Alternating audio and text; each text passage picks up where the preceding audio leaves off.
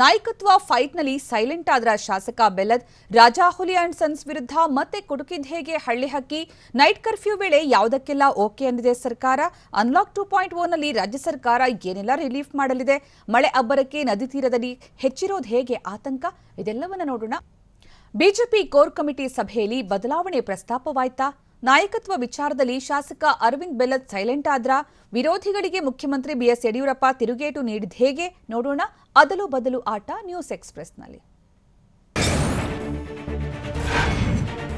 BJP ಬಣ ರಾಜಕೀಯ climax ಹಂತಕ್ಕೆ ತಲುಪಿದ್ದು ರಾಜ್ಯ ಬಿಜೆಪಿ ಕೋರ್ ಕಮಿಟಿ ಸಭೆಯಲ್ಲಿ ಸಿಎಂ ಬದಲಾವಣೆ ಅಸಮಾಧಾನದ ಬಗ್ಗೆ ಚರ್ಚೆ ನಡೆದಿರುವ ಸಾಧ್ಯತೆ ಇದೆ ಬಿಜೆಪಿ ರಾಜ್ಯ ಉಸ್ತುವಾರಿ ಅರುಣ್ ಸಿಂಗ್ ನೇತೃತ್ವದಲ್ಲಿ ಬಿಜೆಪಿ ಕೋರ್ ಕಮಿಟಿ ಮೀಟಿಂಗ್ ನಡೆದಿದ್ದು ರಾತ್ರಿ 7:30ಕ್ಕೆ ದೆಹಲಿಗೆ ಅರುಣ್ ಸಿಂಗ್ ವಾಪಸ್ ತೆರಳಲಿದ್ದಾರೆ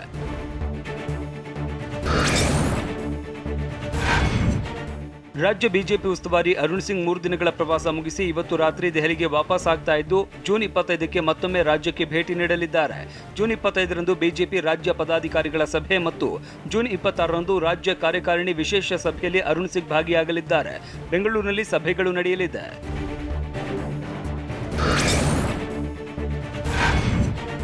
ನಾಯಕತ್ವ ವಿಚಾರದಲ್ಲಿ ಶಾಸಕ ಅರವಿಂದ್ ಬೆಲ್ಲದ್ ಸೈಲೆಂಟ್ ಆದಂತೆ ಕಾಣ್ತಾ ಇದೆ ಬಿಜೆಪಿ ಕಚೇರಿಗೆ ಭೇಟಿ ನೀಡಿದ್ದ ಬೆಲ್ಲದ್ ಯಾವುದೇ ಉತ್ತರ ಕೊಡದೆ ತೆರಳಿದ್ದಾರೆ ಬಿಜೆಪಿ ಪ್ರಧಾನ ಕಾರ್ಯದರ್ಶಿ ರವಿಕುಮಾರ್ ಜೊತೆ ಭೇಟಿ ನೀಡಿದ್ದ ಬೆಲ್ಲದ್ ಬಿಜೆಪಿ ಉಸ್ತುವಾರಿ ಅರುಣ್ ಸಿಂಗ್ರನ್ನ ಭೇಟಿ ಆದ್ರ ಇಲ್ವಾ ಅನ್ನೋದು ಸ್ಪಷ್ಟವಾಗಿಲ್ಲ ಶಾಸಕ ಅರವಿಂದ್ ಬೆಲ್ಲದ್ ಮೌನ ತೀವ್ರ ಕುತೂಹಲ ಕೆರಳಿಸಿದ್ದು ಯಾವುದೇ ಹೇಳಿಕೆ ಕೊಡದಂತೆ ಅರುಣ್ ಸಿಂಗ್ ವಾರ್ನಿಂಗ್ ಕೊಟ್ರಾ ಅನ್ನೋ ಪ್ರಶ್ನೆ ಉದ್ಭವಿಸಿದೆ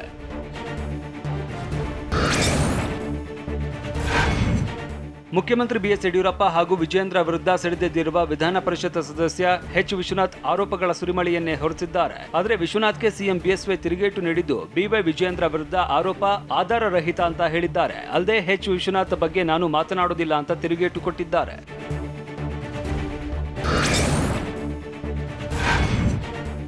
ರಾಜ್ಯ ಬಿಜೆಪಿಯಲ್ಲಿ ಯಾವುದೇ ರೀತಿಯ ಗೊಂದಲ ಇಲ್ಲ ಎಲ್ಲರೂ ಒಟ್ಟಾಗಿ ಕೆಲಸ ಮಾಡ್ತಾ ಇದ್ದೇವೆ ಅಂತ ವಿಧಾನಸೌಧದಲ್ಲಿ ಮುಖ್ಯಮಂತ್ರಿ ಬಿಎಸ್ ಯಡಿಯೂರಪ್ಪ ತಿಳಿಸಿದ್ದಾರೆ ರಾಜ್ಯದಲ್ಲಿ ಯಾರೋ ಒಂದಿಬ್ಬರು ಮಾತನಾಡಬಹುದು ಅವರಿಗೆ ಏನಾದರೂ ಸಮಸ್ಯೆ ಇದ್ರೆ ಬಂದು ಬಗೆಹರಿಸಿಕೊಳ್ಳಲಿ ಎಚ್ ವಿಶ್ವನಾಥ್ ವಿರುದ್ಧ ಕ್ರಮದ ಬಗ್ಗೆ ಹೈಕಮಾಂಡ್ ತೀರ್ಮಾನಿಸುತ್ತದೆ ಅಂತ ಸಿಎಂ ಹೇಳಿದ್ರು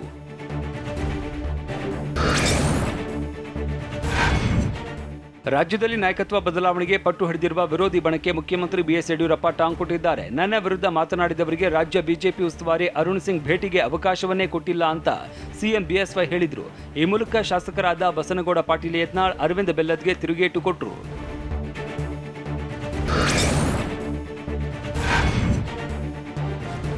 ಅರುಣ್ ಸಿಂಗ್ ಬಂದ ತಕ್ಷಣ ಎಲ್ಲ ಬಗೆಹರಿಯೋದಿಲ್ಲ ನಮ್ಮ ಅಭಿಪ್ರಾಯವನ್ನ ಅರುಣ್ ಸಿಂಗ್ ವರಿಷ್ಠರಿಗೆ ತಿಳಿಸುತ್ತಾರೆ ಏನೇ ಗೊಂದಲವಿದ್ದರೂ ಹಂತ ಹಂತವಾಗಿ ಬಗೆಹರಿಯುತ್ತೆ ಅಂತ ಕೇಂದ್ರ ಸಚಿವ ಡಿವಿ ಸದಾನಂದ ಗೌಡ ಹೇಳಿದ್ದಾರೆ ಒಂದು ಪಕ್ಷದಲ್ಲಿ ಏಕಾಏಕಿ ಎಲ್ಲವೂ ಆಗಿ ಹೋಗೋದಿಲ್ಲ ನಾನು ಬಿಜೆಪಿ ರಾಜ್ಯಾಧ್ಯಕ್ಷನಾಗಿದ್ದಾಗ ಜನಾರ್ದನ್ ರೆಡ್ಡಿ ಯತ್ನಾಳ್ ರೇಣುಕಾಚಾರ್ಯ ವಿರುದ್ಧ ಕ್ರಮ ಕೈಗೊಂಡಿದ್ದೆ ಈಗ ಶಿಸ್ತು ಕ್ರಮ ಕೈಗೊಳ್ಳೋದ್ರ ಬಗ್ಗೆ ನಾನು ಕಮೆಂಟ್ ಮಾಡಲ್ಲ ಅಂತ ಬೆಂಗಳೂರಿನಲ್ಲಿ ಡಿವಿಎಸ್ ತಿಳಿಸಿದ್ದಾರೆ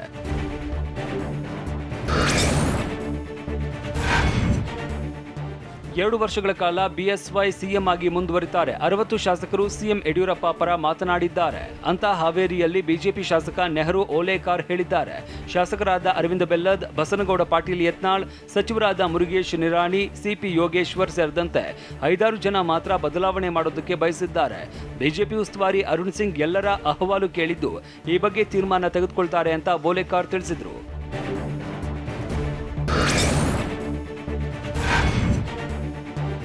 ಎಂಎಲ್ಸಿ ಎಚ್ ವಿಶ್ವನಾಥ್ಗೆ ಶಾಸಕ ರಾಜು ಗೌಡ ಸಲಹೆ ನೀಡಿದ್ದು ನೀವು ತಪ್ಪು ಮಾಹಿತಿ ಪಡೆದು ಮಾತನಾಡೋದಕ್ಕೆ ಹೋಗಬೇಡಿ ಅಂತ ಹೇಳಿದ್ದಾರೆ ವಿಶ್ವನಾಥ್ ಹಿರಿಯರಾಗಿದ್ದು ಅವರಿಗೆ ಬುದ್ಧಿ ಹೇಳುವಷ್ಟು ನಾನು ದೊಡ್ಡವನಲ್ಲ ಆದರೆ ಪಕ್ಷಕ್ಕೆ ಡ್ಯಾಮೇಜ್ ಆಗುವಂತ ಹೇಳಿಕೆಗಳು ಹುಚ್ಚುಚ್ಚು ಹೇಳಿಕೆ ನೀಡಬೇಡಿ ಅಂತ ಬೆಂಗಳೂರಿನಲ್ಲಿ ಬಿಜೆಪಿ ಶಾಸಕ ರಾಜು ಗೌಡ ಹೇಳಿದ್ದಾರೆ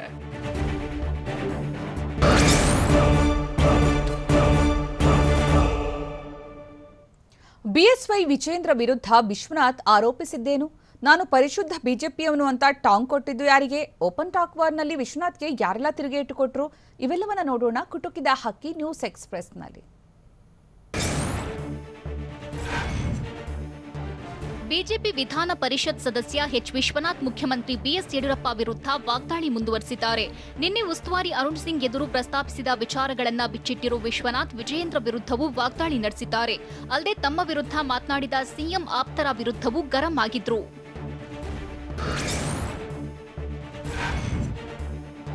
ಮುಖ್ಯಮಂತ್ರಿ ಬಿಎಸ್ ಯಡಿಯೂರಪ್ಪ ವಿರುದ್ಧ ಎಂಎಲ್ಸಿ ಎಚ್ ವಿಶ್ವನಾಥ್ ಮತ್ತೆ ವಾಗ್ದಾಳಿ ನಡೆಸಿದ್ದಾರೆ. ಅರುಣ್ ಸಿಂಗ್ ಬಳಿ ಕುಟುಂಬ ರಾಜಕಾರಣ, ಭ್ರಷ್ಟಾಚಾರ ತಡೆಯಲು ಹೇಳಿದ್ದೇನೆ, ಏನು ನಡೆಯುತ್ತಿದೆ ಎಂಬುದನ್ನ ನೇರವಾಗಿ ಹೇಳಿದ್ದೇನೆ ಅಂತ ವಿಶ್ವನಾಥ್ ತಿಳಿಸಿದ್ರು. 75 ವರ್ಷ ಮೇಲ್ಪಟ್ಟವರಿಗೆ ಅಧಿಕಾರ ಬೇಡ ಎಂಬ ಸಿದ್ಧಾಂತಗಳನ್ನ ಪಾಲಿಸುವ ಬಗ್ಗೆ ಪ್ರಸ್ತಾಪಿಸಿದ್ದೇನೆ ಎಂದು ವಿಶ್ವನಾಥ್ ಹೇಳಿದ್ರು.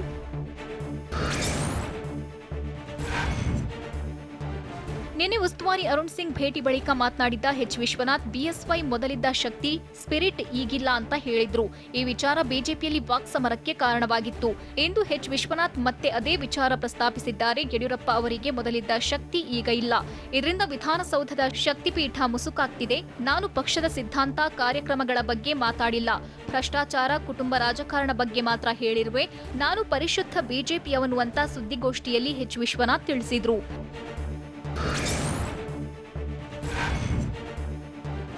ಯಡಿಯೂರಪ್ಪ ವಿರುದ್ಧವಾಗಿ ನಿನ್ನೆ ವಿಶ್ವನಾಥ್ ಮಾತನಾಡ್ತಿದ್ದಂತೆ ಸಿಎಂ ಆಪ್ತ ಬಣ ಸಿಡಿದೆದ್ದಿತ್ತು. ಹೀಗಾಗಿ ಸಿಎಂ ಆಪ್ತರಿಗೆ ವಿಶ್ವನಾಥ್ ಟಾಂಗ್ ಕೊಟ್ಟಿದ್ದಾರೆ. ರೇಣುಕಾಚಾರ್ಯ ಹೈದರಾಬಾದ್ಗೆ ಹೋಗಿದ್ದು ಮರೆತಿದ್ದಾರೆ, ನರ್ಸ್ ಜಯಲಕ್ಷ್ಮಿ ಪ್ರಕರಣ ಮರೆತಿದ್ದಾರೆ ಎಂದು ವಿಶ್ವನಾಥ್ ತಿರುಗೇಟು ನೀಡಿದ್ರು. ಇನ್ನು ಹರತಾಳು ಹಾಲಪ್ಪ ಸ್ನೇಹಿತನ ಮನೆಗೆ ಊಟಕ್ಕೆ ಹೋಗಿದ್ದ, ಅಲ್ಲಿ ಸ್ನೇಹಿತನ ಪತ್ನಿ ಮೇಲೆಯೇ ಅತ್ಯಾಚಾರ ಮಾಡಿದ್ದ ಅಂತ ವಿಶ್ವನಾಥ್ ಆರೋಪಿಸಿದ್ರು. ಅಲ್ಲದೆ ನನ್ನಂತಹ ಅರೆಹುಚ್ಚನಿಂದ ನೀನು ಬಿಡಿಎ ಅಧ್ಯಕ್ಷನಾಗಿದ್ದೀಯಾ ಅಂತ ಎಸ್ಆರ್ ವಿಶ್ವನಾಥ್ ವಿರುದ್ಧ ವಾಗ್ದಾಳಿ ನಡೆಸಿದ್ದು. ವಸ್ತು ಪ್ರದರ್ಶನ ಕೇಂದ್ರದಲ್ಲಿ ಮಾಡಿದ್ದ ಕೇರ್ ಸೆಂಟರ್ ಯಲ್ಲಿ 10,000 ಬೆಡ್ ಕೇರ್ ಸೆಂಟರ್ನಲ್ಲಿ ಎಷ್ಟು ಹೊಡೆದಿದ್ದೀಯಾ ಅಂತ ಪ್ರಶ್ನಿಸಿದ್ರು.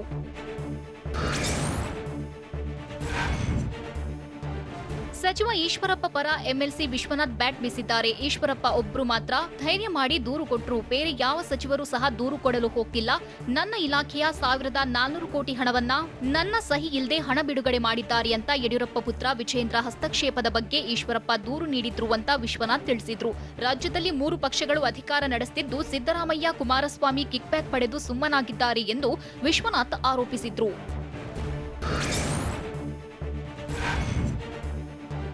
ರಾಜ್ಯದಲ್ಲಿ ನಾಯಕತ್ವ ಬದಲಾವಣೆ ಬಗ್ಗೆ ಬಿಸಿ ಚರ್ಚೆ ನಡೆಯುತ್ತಿದ್ದು, ಅರುಣ್ ಸಿಂಗ್ ಎದುರು ಬಹುತೇಕರು ನಾಯಕತ್ವ ಬದಲಾವಣೆ ಬೇಕೆಂದು ಹೇಳಿದ್ದಾರೆ ಅಂತ ವಿಶ್ವನಾಥ್ ತಿಳಿಸಿದ್ರು.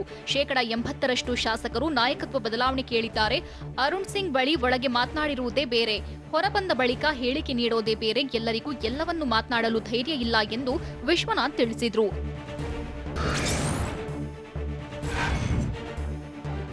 ಬಿಜೆಪಿ ನಾಯಕರ ನಡುವೆ ಓಪನ್ ಟಾಕ್ ವಾರ್ ಭುಗಿಲೆದ್ದಿದೆ. ಆ ವ್ಯಕ್ತಿಯ ನಾಲಗೆ ಸಂಸ್ಕೃತಿ ಬಗ್ಗೆ ಎಲ್ಲರಿಗೂ ಗೊತ್ತಿದೆ ಅಂತ ಎಚ್ ವಿಶ್ವನಾಥ್ ವಿರುದ್ಧ ರೇಣುಕಾಚಾರ್ಯ ರುಚಿಗೆದ್ದಿದ್ದಾರೆ. ಮಾಜಿ CM SM Krishna, Siddaramaiah, HDK, ಮಾಜಿ ಪ್ರಧಾನಿ ದೇವೇಗೌಡರ ಬಗ್ಗೆಯೂ ಮಾತನಾಡಿದ್ರು. ಈಗ ಸಿಎಂ ಬಿಎಸ್ವೈ ಬಿಜೆಪಿ ಬಗ್ಗೆ ಹಗುರವಾಗಿ ಮಾತನಾಡ್ತಿದ್ದಾರೆ. ವಿಶ್ವನಾಥ್ ಬಗ್ಗೆ ಮಾತನಾಡಿದ್ರೆ ನನ್ನ ಬಾಯಿ ಹೊಲಸಾಗುತ್ತೆ ಅಂತ ಎಚ್ ವಿಶ್ವನಾಥ್ ಆರೋಪಕ್ಕೆ ರೇಣುಕಾಚಾರ್ಯ ತಿರುಗೇಟು ನೀಡಿದ್ದಾರೆ.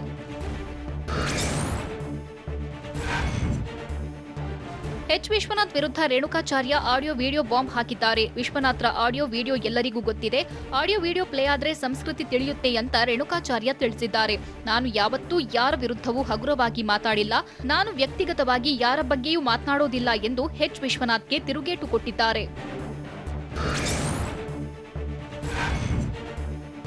ಪರಿಷತ್ ಸದಸ್ಯ ಎಚ್ ವಿಶ್ವನಾಥ್ಗೆ ಶಾಸಕ ಹರತಾಳು ಹಾಲಪ್ಪ ವಾರ್ನಿಂಗ್ ನೀಡಿದ್ದಾರೆ. ನನ್ನ ವಿರುದ್ಧ ಎಚ್ ವಿಶ್ವನಾಥ್ ಮಾತನಾಡಿದ್ದು ಸರಿಯಲ್ಲ. ಇದೇ ರೀತಿ ಮಾತನಾಡಿದ್ರೆ ಕೋರ್ಟ್ ಮೂಲಕ ಅವರಿಗೆ ನೋಟಿಸ್ ನೀಡಲಾಗುವುದು ಅಂತ ಟಿವಿ9ಗೆ ಬಿಜೆಪಿ ಶಾಸಕ ಹರತಾಳು ಹಾಲಪ್ಪ ತಿಳಿಸಿದ್ದಾರೆ. ಕೋರ್ಟ್ ದೇಗುಲ ಜನತಾ ನ್ಯಾಯಾಲಯದಲ್ಲಿ ಗೆದ್ದು ಬಂದ ನನ್ನ ವಿರುದ್ಧ ಆರೋಪಿಸಿದ್ದಾರೆ. ನನ್ನ ವಿರುದ್ಧ ಆರೋಪ ಮಾಡಿದ್ರೆ ನಾನು ಸುಮ್ಮನಿರಲ್ಲ ಎಂದು ಹಾಲಪ್ಪ ಹೇಳಿದ್ದಾರೆ.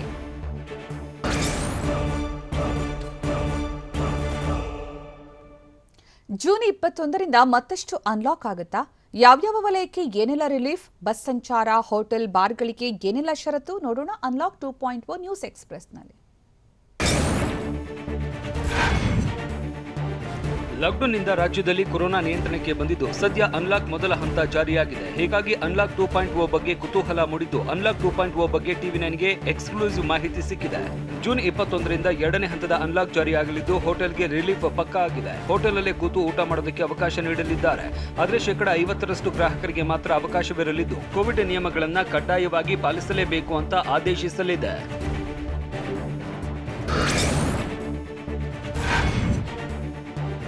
ಕೊನೆಗೂ ಮಾಲ್ಗಳ ಓಪನ್ಗೆ ರಾಜ್ಯ ಸರ್ಕಾರ ಅನುಮತಿ ನೀಡುವ ನಿರೀಕ್ಷೆ ಇದೆ. ಜೂನ್ 21ರಿಂದ ಮಾಲ್ಗಳು ಓಪನ್ ಆಗುವ ಸಾಧ್ಯತೆ ಇದ್ದು, ಮಾಲ್ಗಳಿಗೆ ತೆರಳಿ ಖರೀದಿ ಮಾಡಬಹುದಾಗಿದೆ. ಸೋಮವಾರದಿಂದ ಬೆಂಗಳೂರಲ್ಲಿ ಮಾಲ್ಗಳು ಓಪನ್ ಆಗಲಿದ್ದು, ಮಾಲ್ಗಳಲ್ಲಿ ಕೋವಿಡ್ ನಿಯಮ ಪಾಲನೆ ಕಡ್ಡಾಯವಾಗಿರಲಿದೆ.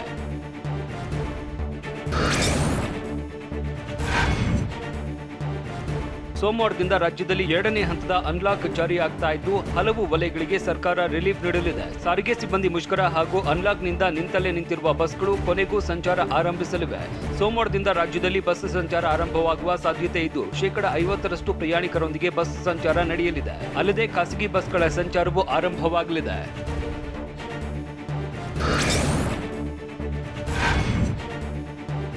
ಕೊನೆಗೂ ಚಿನ್ನದ ಅಂಗಡಿ ಬಾಗಿಲು ತೆರೆಯುವುದಕ್ಕೆ ಮುಹೂರ್ತ ಕೂಡಿ ಬಂದಂತೆ ಕಾಣ್ತಾ ಇದೆ. ಅನ್ಲಾಕ್ 2.1 ನಲ್ಲಿ ಜ್ಯುವೆಲ್ಲರಿ ಶಾಪ್ಗಳು ಬಾಗಿಲು ತೆರೆಯುವುದಕ್ಕೆ ಅನುಮತಿ ನೀಡುವುದು ಪಕ್ಕಾ ಅಂತ ಹೇಳಲಾಗ್ತಾ ಇದೆ. ಬೆಂಗಳೂರು ಸೇರಿದಂತೆ ರಾಜ್ಯದ ಹಲವೆಡೆ ಜೂನ್ 21ರಿಂದ ಚಿನ್ನಾಭರಣ ಖರೀದಿಸಬಹುದಾಗಿದೆ. ಆದರೆ ಚಿನ್ನದ ಅಂಗಡಿಗಳಲ್ಲಿ ಕೋವಿಡ್ ರೂಲ್ಸ್ ಪಾಲನೆ ಕಡ್ಡಾಯವಾಗಿರಲಿದೆ.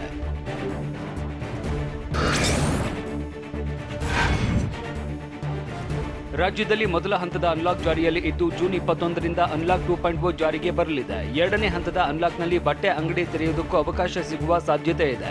ಆದರೆ ಬಟ್ಟೆ ಶಾಪ್ಗಳಲ್ಲಿ ಕೊರೋನಾ ನಿಯಮ ಪಾಲನೆ ಕಡ್ಡಾಯವಾಗಿ ಇರಲಿದ್ದು ಏಕಕಾಲಕ್ಕೆ ಭಾರೀ ಸಂಖ್ಯೆಯಲ್ಲಿ ಜನರನ್ನ ಒಳಬಿಡುವಂತಿಲ್ಲ. ದೈಹಿಕ ಅಂತರ, ಮಾಸ್ಕ್, ಸ್ಯಾನಿಟೈಸರ್ ಬಳಕೆ ಅನಿವಾರ್ಯವಾಗಿರಲಿದೆ.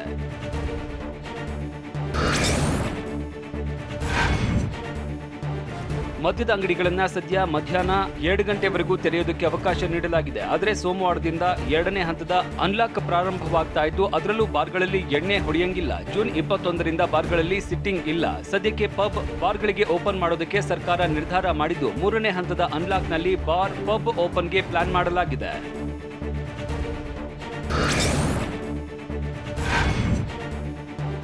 ಬೆಂಗಳೂರು ಸೇರಿದಂತೆ ರಾಜ್ಯದ 19 ಜಿಲ್ಲೆಗಳಲ್ಲಿ ಇನ್ನು ಕೆಲವೇ ಹೊತ್ತಿನಲ್ಲಿ ನೈಟ್ ಕರ್ಫ್ಯೂ ಜಾರಿಯಾಗ್ತಾ ಇದೆ. ಇವತ್ತು ಸಂಜೆ 7ರಿಂದ ಸೋಮವಾರ ಬೆಳಗ್ಗೆವರೆಗೂ ವೀಕೆಂಡ್ ಕರ್ಫ್ಯೂ ಜಾರಿಯಲ್ಲಿ ಇರಲಿದೆ. ವೀಕೆಂಡ್ ಕರ್ಫ್ಯೂ ವೇಳೆ ವಾಹನಗಳ ಸಂಚಾರಕ್ಕೆ ನಿರ್ಬಂಧ ಹೇರಲಾಗಿದೆ. ಅಗತ್ಯ ವಸ್ತುಗಳ ಸೇವೆ ಹೊರತುಪಡಿಸಿ ಉಳಿದೆಲ್ಲವನ್ನ ಬಂದ್ ಮಾಡಲಿದ್ದಾರೆ.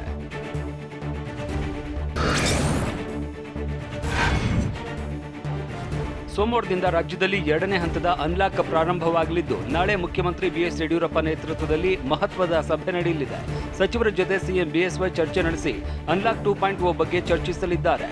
ಯಾವುದಕ್ಕೆಲ್ಲ ರಿಲೀಫ್ ನೀಡಬೇಕು ಅನ್ನೋದ್ರ ಬಗ್ಗೆ ತೀರ್ಮಾನ ಮಾಡಿ ನಾಳೆನೇ ಮಾರ್ಗಸೂಚಿ ಪ್ರಕಟಿಸುವ ಸಾಧ್ಯತೆಗಳಿದೆ.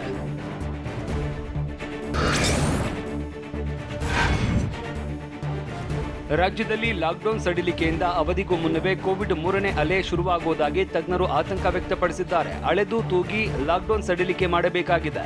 ಇಲ್ಲದಿದ್ರೆ ಜುಲೈ ಅಂತ್ಯಕ್ಕೆ 3ನೇ ಅಲೆ ಶುರುವಾಗುತ್ತೆ ಅಂತ ರಾಜ್ಯದ ಅನ್ಲಾಕ್ 2.0 ಬಗ್ಗೆ ತಜ್ಞ ವೈದ್ಯರು ಹೇಳಿದ್ದಾರೆ. ಮೆಟ್ರೋ ಬಸ್ ಸಂಚಾರಕ್ಕೆ ಅವಕಾಶ ನೀಡಿದ್ರೆ ತೊಂದರೆಯಾಗಲಿದೆ. ಕೇಸ್ ಹೆಚ್ಚಾಗಿರುವ ಕಡೆ ಅಗತ್ಯವಿದ್ದರೆ ಲಾಕ್ಡೌನ್ ಮಾಡಿ ತಾಂತ್ರಿಕ ಸಲಹಾ ಸಮಿತಿ ಜೊತೆಗೆ ಸರ್ಕಾರ ಚರ್ಚಿಸಬೇಕು. ತಜ್ಞ ವೈದ್ಯರು ಕೊಡುವ ಸಲಹೆ ಸರ್ಕಾರ ಪಾಲಿಸಬೇಕು. ಕೊರೋನಾ ಕಡಿಮೆ ಆಗ್ತಾ ಇದೆ ಅಂತ ಮೈಮರೆತ್ರೆ ಆಪತ್ತು ಅಂತ ಫನಾ ಅಧ್ಯಕ್ಷ ಡಾಕ್ಟರ್ ಪ್ರಸನ್ನ ಕಳವಳ ವ್ಯಕ್ತಪಡಿಸಿದ್ದಾರೆ.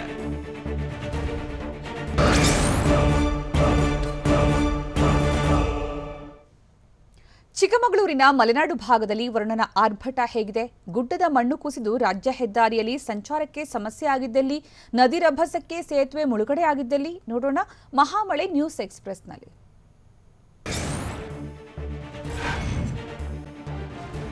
ಪಶ್ಚಿಮ ಘಟ್ಟದಲ್ಲಿ ಭಾರೀ ಮಳೆಯಾಗುತ್ತಿದ್ದು ಕೃಷ್ಣಾ, ಭೀಮಾ ನದಿಗಳಲ್ಲಿ ಪ್ರವಾಹದ ಭೀತಿ ಎದುರಾಗಿದೆ.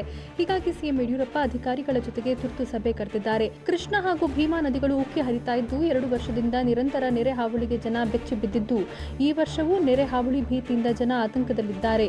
ಹೀಗಾಗಿ ಮಹಾರಾಷ್ಟ್ರ, ಕರ್ನಾಟಕ ನೀರಾವರಿ ಅಧಿಕಾರಿಗಳ ಜೊತೆಗೆ ಸಿಎಂ ತುರ್ತು ಸಭೆ ನಡೆಸಿ ಚರ್ಚೆ ನಡೆಸಲಿದ್ದಾರೆ.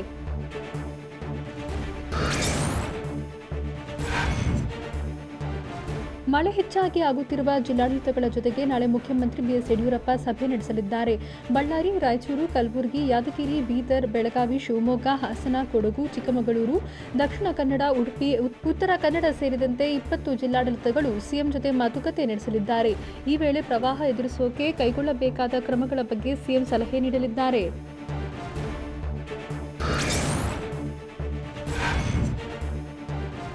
ಮಹಾರಾಷ್ಟ್ರದ ಪಶ್ಚಿಮ ಘಟ್ಟದಲ್ಲಿ ಮಳೆ ಅಬ್ಬರ ಮುಂದುವರೆದಿದ್ದು ಬೆಳಗಾವಿಯಲ್ಲಿ ಕೃಷ್ಣಾ ನದಿ ನೀರಿನ ಹರಿವು ಹೆಚ್ಚಾಗಿದೆ. ಪ್ರವಾಹದ ಭೀತಿ ತಲೆದೂರಿದೆ. ಭಾರೀ ಮಳೆಗೆ ಕೃಷ್ಣಾ ನದಿ ಉಕ್ಕಿ ಹರಿದಿದ್ದು ಚಿಕ್ಕೋಡಿ ತಾಲೂಕಿನ ಕಲ್ಲೋಳದಲ್ಲಿ ದತ್ತ ಮಂದಿರವನ್ನ ನೀರು ಸುತ್ತುವರೆದಿದೆ. ಅಲ್ಲದೆ ನಿರಂತರ ಮಳೆಯಿಂದ ದೂದಗಂಗಾ, ವೇದಗಂಗಾ, ಹಿರಣ್ಯಕೇಶಿ ನದಿಯ ನೀರಿನ ಪ್ರಮಾಣ ಭಾರೀ ಏರಿಕೆಯಾಗಿದ್ದು ಚಿಕ್ಕೋಡಿ, ನಿಪ್ಪಾಣಿ, ಹುಕ್ಕೇರಿಯ 7 ಸೇತುವೆ ಜಲಾವೃತವಾಗಿದೆ. 14 ಗ್ರಾಮಗಳಿಗೆ ಸಂಪರ್ಕ ಕಲ್ಪಿಸುವ ಸೇತುವೆಗಳು ಮುಳುಗಿದ್ರಿಂದ ಜನಸಂಚಾರ ಅಸ್ತವ್ಯಸ್ತವಾಗಿದೆ.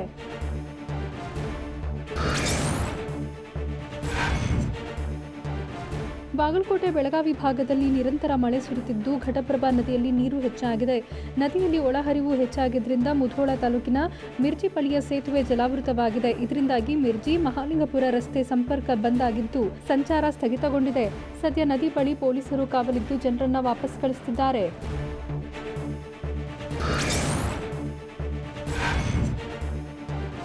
ಬಾಗಲಕೋಟೆ ಜಿಲ್ಲೆ ಮುಧೋಳ ತಾಲೂಕಿನ ಮಾಚಕನೂರಿನಲ್ಲಿ ನಿರಂತರ ಮಳೆಗೆ ದೇವಸ್ಥಾನವೊಂದು ಮುಳುಗಿದೆ. ಗ್ರಾಮದ ಬಳಿಯ ಘಟಪ್ರಭಾ ನದಿಯಲ್ಲಿ ನೀರಿನ ಹರಿವು ಜಾಸ್ತಿ ಆಗ್ತಿದ್ದು ನದಿ ದಂಡೆ ಮೇಲಿರೋ ಹೊಳೆ ಬಸವೇಶ್ವರ ದೇವಸ್ಥಾನ ಜಲಾವೃತವಾಗಿದೆ. ದೇವಾಲಯ ನೀರಿನಲ್ಲಿ ಮುಳುಗಿದ್ರಿಂದ ಭಕ್ತರ ಪ್ರವೇಶಕ್ಕೆ ಬ್ರೇಕ್ ಹಾಕಲಾಗಿದೆ. ಸದ್ಯ ದೇಗುಲದ ಒಳಗೆ 5 ಅಡಿಗೂ ಹೆಚ್ಚು ನೀರು ನಿಂತಿದೆ.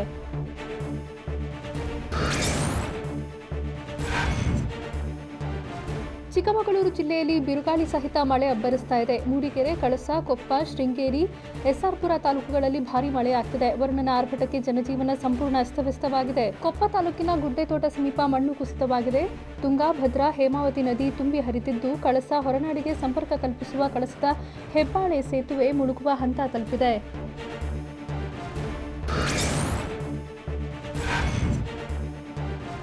ಉತ್ತರ ಕನ್ನಡ ಜಿಲ್ಲೆಯಲ್ಲಿ ಮಳೆ ಆರ್ಭಟ ಮುಂದುವರೆದಿದ್ದು ಜನರು ಪ್ರವಾಹ, ನೆರೆ ಹಾವಳಿ ಭೀತಿಯಲ್ಲಿದ್ದಾರೆ. ಭಾರಿ ಮಳೆಗೆ ಹಳಿಯಾಳ ನಾರನಹಳ್ಳಿ ಬ್ರಿಡ್ಜ್ ಜಲಾವೃತವಾಗಿದ್ದು ದಾಂಡೇಲಿಯಲ್ಲೂ ಕಿರು ಸೇತುವೆ ಮೇಲೆ ನೀರು ಹರಿತಾ ಇದೆ. ಹಗ್ಗ ದೊಣ್ಣೆಗಳನ್ನು ಹಿಡಿದು ಬೋರ್ಗರಿಯುವ ನೀರಿನ ಮೇಲೆ ಜನ ನಡೆಯುತ್ತಿದ್ದಾರೆ.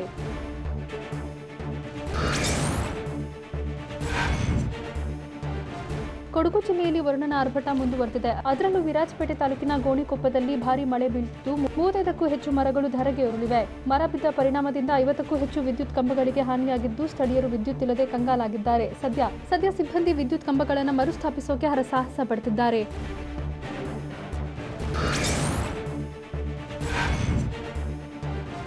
ಬೆಳಗಾವಿ ಜಿಲ್ಲೆ ಗೋಕಾಕ್ ತಾಲೂಕಿನ ಗೋಕಾಕ್ ಫಾಲ್ಸ್ ಮೈತುಂಬಿ ಹರಿಯುತ್ತಿದೆ. ಪಶ್ಚಿಮ ಘಟ್ಟ ಪ್ರದೇಶದಲ್ಲಿ ಭಾರೀ ಮಳೆ ಬೀಳುತ್ತಿದ್ದು ಗೋಕಾಕ್ ಫಾಲ್ಸ್ ಸೇರುತ್ತಿದೆ.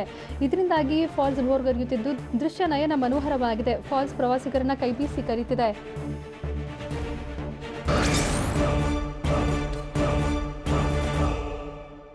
ರಾಜ್ಯದಲ್ಲಿ ಎಸ್ಎಸ್ಎಲ್ಸಿ ಪರೀಕ್ಷೆ ನಡೆಯೋದು ಯಾವಾಗ? ಅಧಿಕಾರಿಯನ್ನೇ ರೈತರು ಕಟ್ಟಿ ಹಾಕಿದ್ದೇಕೆ? ಕೊರೋನಾ ವ್ಯಾಕ್ಸಿನ್ಗೆ ಹೆದರಿ ಯಳಂದೂರಲ್ಲಿ ಬುಡಕಟ್ಟು ಜನ ಮಾಡಿದ್ದೇನು? ನೋಡೋಣ ಕರ್ನಾಟಕ ನ್ಯೂಸ್ ಎಕ್ಸ್‌ಪ್ರೆಸ್‌ನಲ್ಲಿ. ಜುಲೈ 3ನೇ ವಾರದಲ್ಲಿ ಎಸ್ಎಸ್ಎಲ್ಸಿ ಪರೀಕ್ಷೆ ನಡೆಸಲಾಗುತ್ತೆ ಅಂತ ಚಾಮರಾಜನಗರದಲ್ಲಿ ಶಿಕ್ಷಣ ಸಚಿವ ಸುರೇಶ್ ಕುಮಾರ್ ಹೇಳಿದ್ದಾರೆ. ಆರೋಗ್ಯ ಇಲಾಖೆ ಪ್ರಧಾನ ಕಾರ್ಯದರ್ಶಿ ಜೊತೆ ಸಭೆ ನಡೆಸಲಾಗಿದ್ದು ಈಗಾಗಲೇ ಇಲಾಖೆ ಸಮ್ಮತಿ ನೀಡಿದೆ. ಹೀಗಾಗಿ ಜುಲೈ 3ನೇ ವಾರದಲ್ಲಿ ಎಸ್ಎಸ್ಎಲ್ಸಿ ಪರೀಕ್ಷೆ ನಡೆಸಲಾಗುತ್ತೆ ಅಂತ ಶಿಕ್ಷಣ ಸಚಿವರು ತಿಳಿಸಿದ್ದಾರೆ.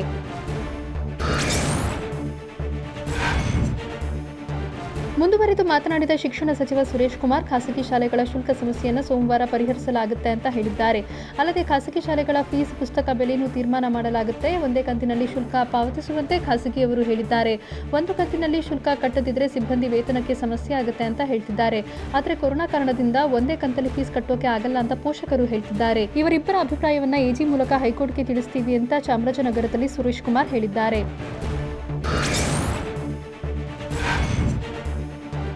ಬೀದರ್ ಜಿಲ್ಲೆ ಔರಾದ್ ತಾಲೂಕಿನ ರೈತ ಸಂಪರ್ಕ ಕೇಂದ್ರದ ಬಳಿ ಅಧಿಕಾರಿಯೊಬ್ಬನನ್ನ ರೈತರು ಕಟ್ಟಿ ಹಾಕಿದ್ರು. ಬಿತ್ತನೆ ಬೀಜ ಸಿಗದಿದ್ದಕ್ಕೆ ಸಿಟ್ಟಾದ ರೈತರು ನಿನ್ನೆ ಅಧಿಕಾರಿ ಭೀಮಾರಾವ್ ಶಿಂದೆ ಅನ್ನೋರನ್ನ ಕಟ್ಟಿ ಹಾಕಿ ಆಕ್ರೋಶ ವ್ಯಕ್ತಪಡಿಸಿದ್ದಾರೆ. ಕಳೆದ 1 ವಾರದಿಂದ ಸೋಯಾಬೀನ್ ಬಿತ್ತನೆ ಬೀಜಕ್ಕಾಗಿ ರೈತರು ಪರದಾಡ್ತಿದ್ದು ಕೃಷಿ ಇಲಾಖೆ ಬಿತ್ತನೆ ಬೀಜವನ್ನ ಪೂರೈಸುತ್ತಿಲ್ಲ. 60% ರೈತರಿಗೆ ಬೀಜ ಸಿಕ್ಕಿದ್ದು ಇನ್ನು 40% ರೈತರಿಗೆ ಬೀಜ ಲಭಿಸಿಲ್ಲ. ಹೀಗಾಗಿ ಆಕ್ರೋಶಿತರಾದ ರೈತರು ಅಧಿಕಾರಿಯನ್ನ ಕಟ್ಟಿ ಹಾಕಿ ಕೋಪ ಪ್ರದರ್ಶಿಸಿದ್ರು.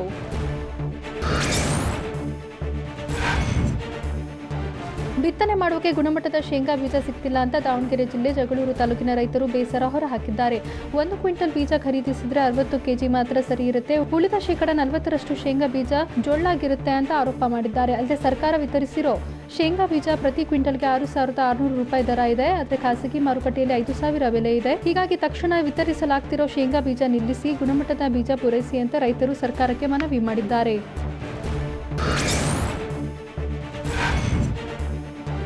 ಕೊಪ್ಪಳ ಜಿಲ್ಲೆಯ ಗಂಗಾವತಿಯಲ್ಲಿ ಅನ್ನಭಾಗ್ಯ ಅಕ್ಕಿ ಸಂಗ್ರಹಿಸಿದ ಅಡ್ಡೆ ಮೇಲೆ ಅಧಿಕಾರಿಗಳು ರೇಡ್ ಮಾಡಿದ್ದಾರೆ. ಎಸಿ ಕನಕರೆಡ್ಡಿ ನೇತೃತ್ವದಲ್ಲಿ ವಾಲ್ಮೀಕಿ ಸರ್ಕಲ್, ಮೆಹಬೂಬ್ ನಗರ, ಪ್ರಶಾಂತ ನಗರದಲ್ಲಿ ದಾಳಿ ನಡೆಸಲಾಗಿದೆ. ದಾಳಿ ವೇಳೆ 50 ಕೆಜಿ ತೂಕದ ಸುಮಾರು 175ಕ್ಕೂ ಹೆಚ್ಚು ಅಕ್ಕಿ ಚೀಲಗಳನ್ನು ವಶಕ್ಕೆ ಪಡೆದಿದ್ದಾರೆ. ಅಲ್ಲದೆ ಅಕ್ಕಿ ಜೊತೆ ಜೋಳ, ಗೋಧಿಯನ್ನು ಜಪ್ತಿ ಮಾಡಿದ್ದಾರೆ. ಅಧಿಕಾರಿಗಳು ದೇವಾಂಗ ಮಠದ ಹತ್ತಿರವೂ ದಾಳಿ ಮಾಡಿ ಅಕ್ಕಿ ವಶಕ್ಕೆ ಪಡೆದಿದ್ದಾರೆ.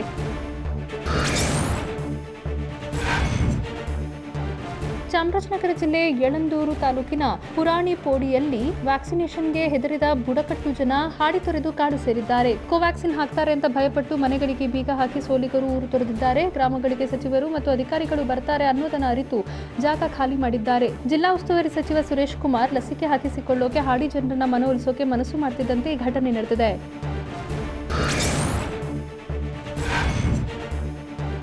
ಹುಬ್ಬಳ್ಳಿ ಏರ್ಪೋರ್ಟ್ ಮುಂಭಾಗ ಸರಣಿ ಅಪಘಾತ ಸಂಭವಿಸಿದೆ. ಕಸ ಸಂಗ್ರಹಿಸುವ ವಾಹನ ಡಿಕ್ಕಿ ಹೊಡೆದು 8 ಬೈಕ್ ಜಖಮಾಗಿದೆ. ವಾಹನ ಚಾಲಕನಿಗೆ ಮೂರ್ಛೆ ಬಂದು ಅವಘಡ ಸಂಭವಿಸಿದ್ದು ಬೈಕ್ ನಜ್ಜುಗುಜ್ಜಾಗಿವೆ. ಹುಬ್ಬಳ್ಳಿ ಉತ್ತರ ಸಂಚಾರಿ ಠಾಣಾ ವ್ಯಾಪ್ತಿಯಲ್ಲಿ ಘಟನೆ ನಡೆದಿದೆ.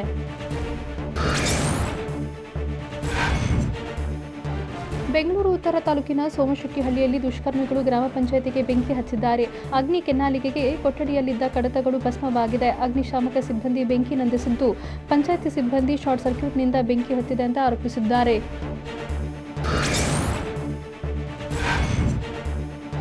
ಹುಬ್ಬಳ್ಳಿಯಲ್ಲಿ ಯೂತ್ ಕಾಂಗ್ರೆಸ್ ಕಾರ್ಯಕರ್ತರು ರಸ್ತೆ ದುರಸ್ತಿಗೆ ಆಗ್ರಹಿಸಿ ವಿಭಿನ್ನವಾಗಿ ಪ್ರತಿಭಟನೆ ನಡೆಸಿದ್ದಾರೆ. ಪ್ರಧಾನಿ ಮೋದಿ ಶೆಟ್ಟರ್ ಭಾವಚಿತ್ರಕ್ಕೆ ಸನ್ಮಾನ ಮಾಡಿ ಗುಂಡಿ ಬಿದ್ದ ರಸ್ತೆಯಲ್ಲಿ ಧರಣಿ ಮಾಡಿದ್ದಾರೆ. ಈ ವೇಳೆ ಬಿಜೆಪಿ ನಾಯಕ ಭಾವಚಿತ್ರವಿರೋ ದೋಣಿ ಬಿಟ್ಟು ಹಾಳಾದ ರಸ್ತೆಗಳನ್ನು ದುರಸ್ತಿಗೊಳಿಸುವಂತೆ ಆಗ್ರಹಿಸಿದ್ದಾರೆ.